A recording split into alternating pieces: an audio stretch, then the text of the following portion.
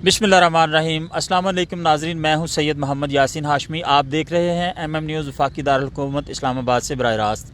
नाज़रीन, इस वक्त इस्लामाबाद में मैं मौजूद हूं। मेरे साथ मुतासरा फैमिली जिनका तल्लक सूबा खैबर पख्तूनख्वा के ज़िला पेशावर से है। एक मज़लूम माँ इस वक्त अपने बेटे के कत्ल का इंसाफ लेने के लिए दरबदर है और वो ज़ारो कतार इस वक्त रो रही हैं। गुज़श्ता 9 माह से इनको इंसाफ नहीं मिल रहा और इनके बेटे के कातिल जो हैं वो गिरफ़्तार नहीं हुए। इनकी जो रहाइश है किंदी दिलावर है और तहसीलो ज़िला जो है इनका पेशावर है। और ये इन्होंने बताया कि इनके बेटे कासिम शाह को इनके देवर के बेटे ने जायदाद की खातिर कत्ल कर दिया है। अब इसमें क्या हकीकत है ये इन्हीं की ज़बानी जानते हैं। क्या वाक़या हुआ था जी? ये मोटरवे में ज़मीनें आई थी और ज़मीन के कब्ज़े में लेने के लिए मेरे भाई को कत्ल किया और पबी में ले जाकर कत्ल बहुत बेदर्दी से कत्ल किए थे मेरे भाइयों को। पहले छोटे को धमकाते रहे हैं जिसकी वजह से वो ना बर्दाश्त होकर उसकी बहनों किसी के भाई के सामने उसकी बहन को जलील करो, रुसवा करो, उसकी माँ के सर से लुपटे खींचो, गाली गलौज दो, कोई भी बर्दाश्त नहीं कर सकता। वो 15 साल की उम्र में था, जो कि वो पढ़ रहा था 8वीं क्लास में। उसने खुदकुशी की, फिर उसके बाद मेरे दूसरे भाई को ले जाकर कत्ल कर दिया, जो कि उनकी धमकाने में और उसमें नहीं आ रहा था। फिर उसके बाद कासिम शाह को कत्ल करवा दिया, बहुत बेदर्दी से उसने कत्ल किया मेरे भाई को। फिर उसके बाद हमसे बाकी घर वगैरह ज़मीनें वगैरह कब्ज़े में करके हमें भी बेघर कर दिया और पुलिस के ज़रिए से सारा सामान बाहर निकाला है। जो कुछ कर रही है पुलिस कर रही है। पुलिस पैसे ले लेती है लेकिन हमारे साथ दावा नहीं करती। ना भाई का रिपोर्ट दर्ज कर रही है।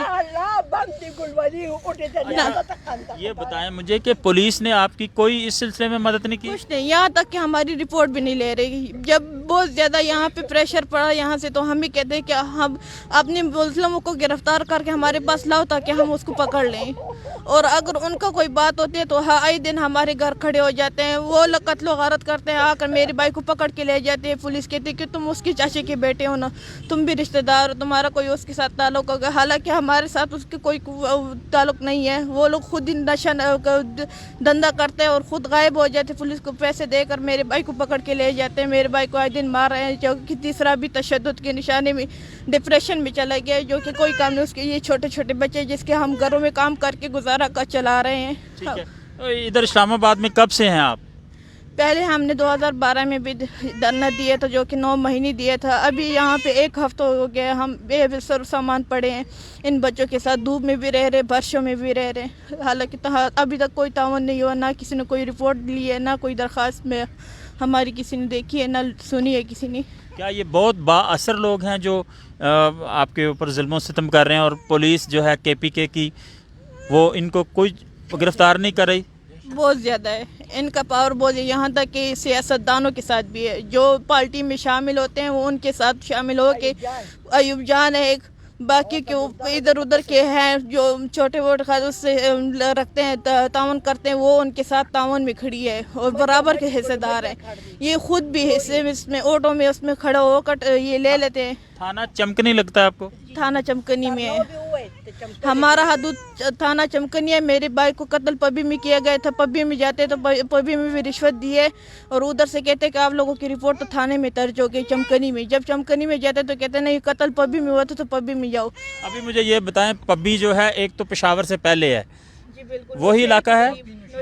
हाँ, वो निशारा ज़ियारत काका साहब से पहले नौशहरा में है, ज़िला नौशहरा के हदूद में है पबी। और जो चमकनी है, चमकनी हमारा अपना इलाका है, पेशावर इलाका है। ठीक है, तो अभी आप क्या कहना चाहेंगे वज़ीर आला को, वज़ीर आज़म को, आर्मी चीफ़ को, चीफ़ जस्टिस से क्या कहना चाहेंगे? मैं चीफ जस्टिस से, आर्मी से, खैबर पख्तूनख्वा के वज़ीर आला से मैं यही दरख्वास्त करूँ कि हमारी मज़लूमी की आवाज़ सुनो, खुदा का वास्ता है। हम पूरा ख़ानदान तबाह हो चुके हैं, ना हमारे पास कोई बैठने की जगह है, ना सर सामान पड़े हैं। घर हमसे ले लिए, भाई हमसे हमारे कत्ल हो गए हैं। इसके बावजूद उल्टा हम ही धमकाते हैं, पुलिस भी धमका रही, उल्टा वो यही कहते हैं कि आए दिन कभी कहते हैं आग लगा देंगे, कभी कहते हैं कि खुद ही ये घर छोड़ दो। कभी एक तरह का जुल्म करते हैं, कभी दूसरे तरह का। अच्छा, मुझे ये बताएं, जिस जायदाद को हथियाने की खातिर एक भाई को इन्होंने कत्ल कर दिया, दूसरे ने खुद से खुदकशी कर ली, अभी वो जायदाद इन्होंने ले ली आपसे? सारी जायदाद उनके पास है اور کافی عرصے سے ہمارے پاس کچھ ایک چھوٹا سا گھر تھا جو کہ وہ گھر بھی ابھی قبرستان میں دادا کی جگہ تھی، وہ بھی ان کی کوشش ہے کہ یہ بھی لے لو، ان سے بھی سامان وغیرہ نکلواتے آئے دن ہمیں دھمکاتے رہتے ہیں۔ ٹھیک جی ناظرین، جیسا کہ آپ نے سنا، یہ جو فیملی صوبہ خیبر پختونخوا کے ضلع پشاور اور تھانہ چمکنی سے جن کا تعلق ہے، یہ اس وقت سراپا احتجاج ہیں۔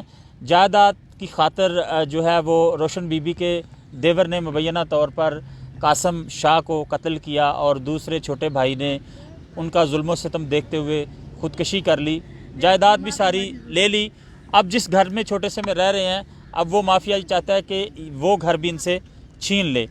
اب یہ لوگ گزشتہ 9 دن سے یہاں اسلام آباد میں بے سر و سامانی کی حالت میں کھلے آسمان تلے چھوٹے چھوٹے بچوں کے ساتھ موجود ہیں، اور یہ کہہ رہے ہیں وزیر اعلیٰ KPK سے کہ خدارہ ان کے ساتھ انصاف کیا جائے، ان کے بچے کے قاتلوں کو گرفتار کیا جائے اور ان کی چھینی گئی جائیداد ان کو واپس دلائی جائے، جبکہ وہ ماں جس کا لخت جگر قتل ہو گیا اور دوسرے نے خودکشی کر لی ہو، اس کے دل پہ کیا گزرتی ہے۔